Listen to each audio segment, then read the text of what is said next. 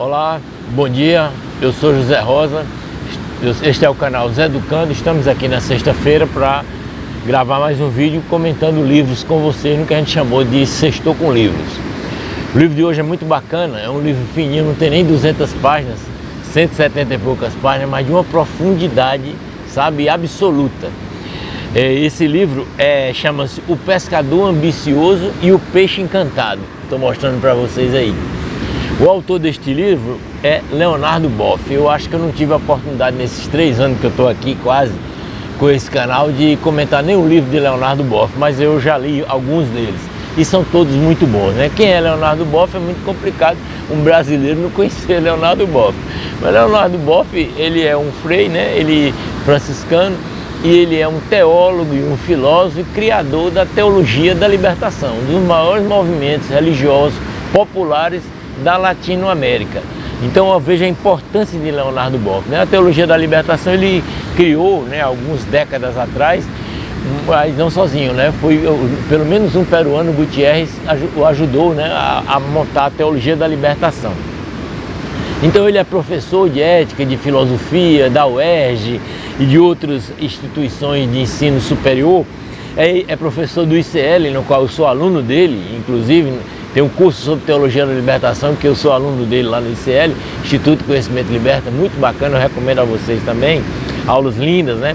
E ele escreveu vários outros livros, entre eles A Águia e a Galinha, uma metáfora da condição humana, que eu li também, O Despertar da Águia, o Simbólico e o Diabólico na Construção da Realidade, que eu também li, Jesus Cristo Libertador e vários outros, né? Então, falando sobre essa obra especificamente, né? Essa obra ela é dividida em 4 partes, né? E ela é escrita, a maioria do conteúdo dela, ela é escrita em forma de metáfora, em forma de alegoria, em forma, né, de fábulas, né? Como vocês queiram classificar, mas é tudo assim. A começar da primeira que eu vou falar para vocês aqui. Então eu vou ler algumas partes dele que eu acho que vale a pena e para deixar registrado até aqui. Então a primeira parte é a perda da justa medida e a falta de cuidado. A segunda, como viver a justa medida nas várias dimensões da vida. A terceira, viver a justa medida no nível interpessoal. E a quarta, o caminho adiante com sonhos e utopias. Então, o subtítulo desse livro, né, que é O Pescador Ambicioso e o Peixe Encantado, é justamente a busca pela justa medida, né? A justa medida, eu vou contar para vocês o que é essa tal de justa medida. Daqui a pouco eu vou ler justamente a fábula que intitula, né, esta bela obra, mas eu gostaria de ler algumas outras partes antes, que ele fala sobre o exemplo da Carta da Terra da Unesco de 2003, que ele ajudou a escrever, Leonardo Boff. Ele diz assim, ó: estamos diante de um momento crítico da história da Terra, numa época em que a humanidade deve escolher o seu futuro. A nossa escolha é essa: ou formamos uma aliança global para cuidar desta bela Terra, não é? E uns dos outros, ou arriscaremos a nossa destruição e a destruição da diversidade da vida. É um grande alerta, né? E aí ele cita o Papa Francisco. Lá no final eu vou contar para vocês que o último capítulo ele dedica ao Papa Francisco, né? Inclusive o Papa Francisco nesse momento está com uma pneumonia, está no hospital. Uma preocupação para todos esses 8 bilhões de pessoas, independente da religião, porque o Papa Francisco tem nada a ver com religião, vocês sabem, né? Muito mais do que eu, né? É muito além, se é que existe alguma coisa além, é bem além disso, né? E o Papa Francisco, ele diz aqui, logo no início do livro, que tem nas suas 2 encíclicas, né? Que é a Laudato Si, sobre o cuidado da casa comum, de 2015, e a Fratelli Tutti, que eu acho que é até a mais famosa, de 2020, e ele é ainda mais radical e afirma sobre essa questão ecológica, de sobrevivência do planeta Terra, né? Diz assim, ó, e da humanidade, e dos animais e da fauna e da flora, né? Ele diz assim, ó: estamos no mesmo barco, ou nos salvamos todos, ou ninguém se salva. Palavras do Papa Francisco, que eu chamo de Papa Chico na intimidade, colocadas por Leonardo Boff nessa bela obra, né? Aí, gente, eu vou ler aqui o texto, que é o primeiro capítulo, né, uma parte dele, que é O Pescador Ambicioso e o Peixe Encantado. Ele vai sintetizar o que ele vai desenvolver nesse livro todinho. Então eu acho que lendo essa parte aqui, vocês vão entender o que é o livro e eu acho que vai ser motivador para que vocês leiam. Olha que conto interessante. Esse conto não é de Leonardo Boff, é um conto, né, que eu chamo de fábula, né, de Otto Range. Então ele diz assim, ó: Havia um casal vivendo numa choupana miserável, junto a um lago. Certa feita o marido, cansado, em vez de ir pescar, pediu à mulher que o fizesse como das outras vezes. Conformada, ela foi. Ao puxar em seu anzol, surgiu um peixe muito estranho e ela não sabia identificar. E o peixe foi logo dizendo: não me mate, pois não sou um peixe qualquer, sou um príncipe condenado a viver neste lago. Deixa-me viver como um peixe encantado. E ela o deixou viver. Ao chegar em casa, contou o estranho fato ao marido. Ele, cheio de desejos e ambições, logo lhe sugeriu: se ele for de fato um príncipe, feito peixe encantado, pode nos ajudar muito. Você pode ir lá todos os dias no meu lugar, pois ele já a conhece.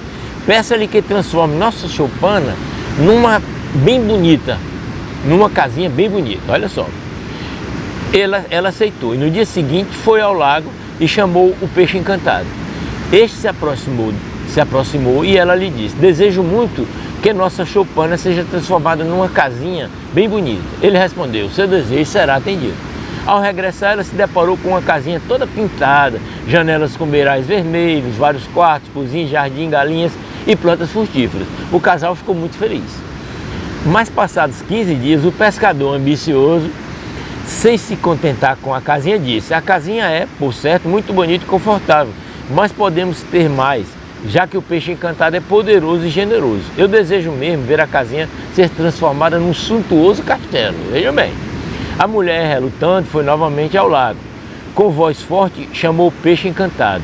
Ele veio e disse: que queres de mim? Ela lhe respondeu: você deve ser poderoso, e se mostrou também generoso. Meu marido deseja demais que você transforme a nossa bela casinha num castelo, pois será atendido o teu desejo, respondeu o peixe. Ao regressar, ela se deparou com um imponente castelo, com torres, jardins, e o marido vestido de príncipe, que soberbo caminhava indo e vindo diante do solene pórtico do castelo. Olha que história. Não passou muito tempo e o marido, excessivamente ambicioso, disse à mulher, apontando para os campos verdes e as montanhas ao longe: eu quero mais.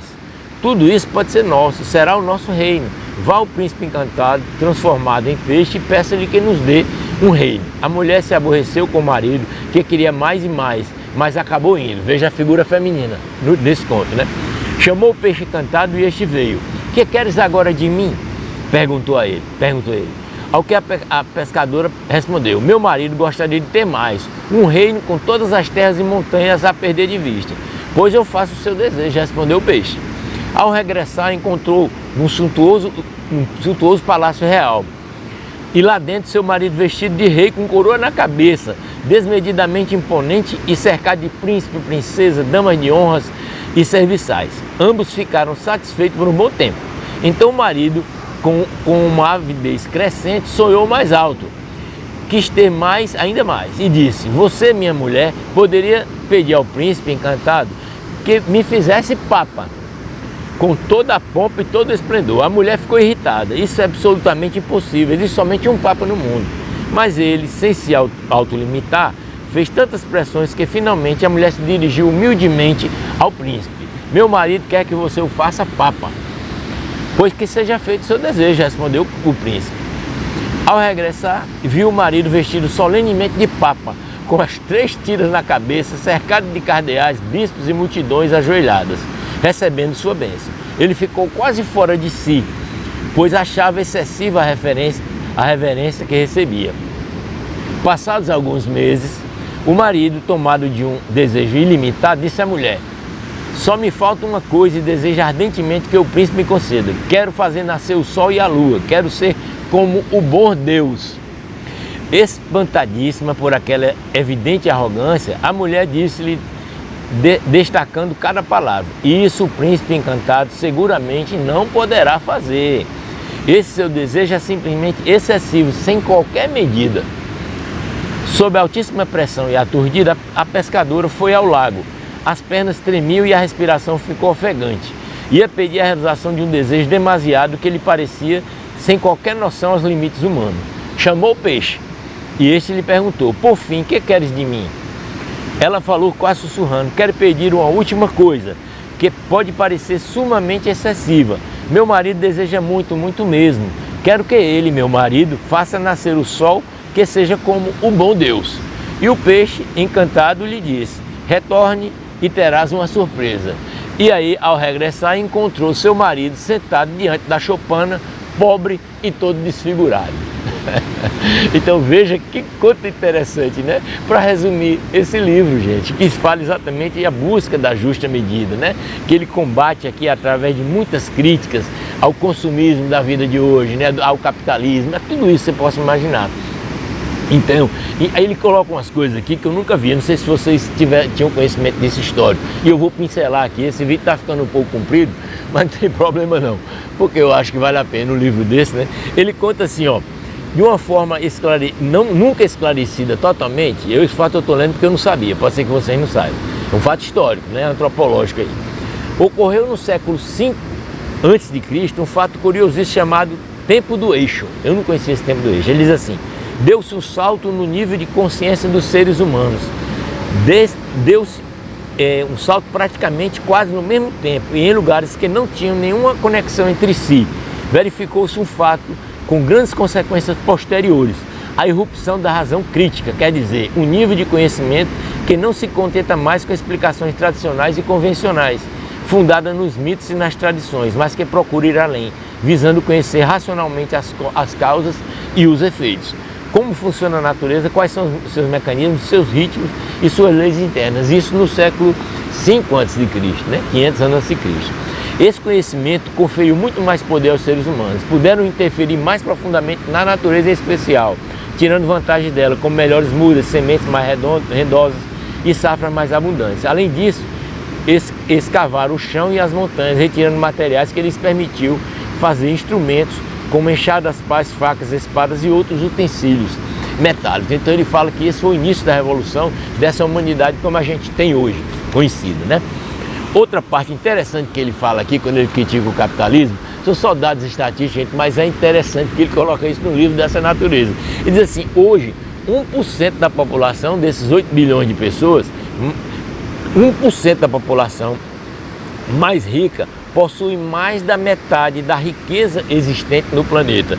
Enquanto isso, os 99% têm que se contentar com aquilo que sobra e por isso sofrem as maiores necessidades. No Brasil, os 10% mais ricos retêm quase 75% da riqueza nacional.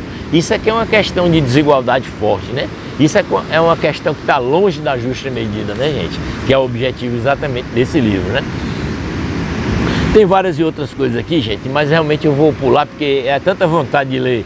Tem Érico Veríssimo, tem tanta coisa aqui que se eu for ler vai ficar grande demais o vídeo. Então, só para fechar, no último capítulo ele dedica ao Papa Francisco, né, que eu chamo de Papa Chico.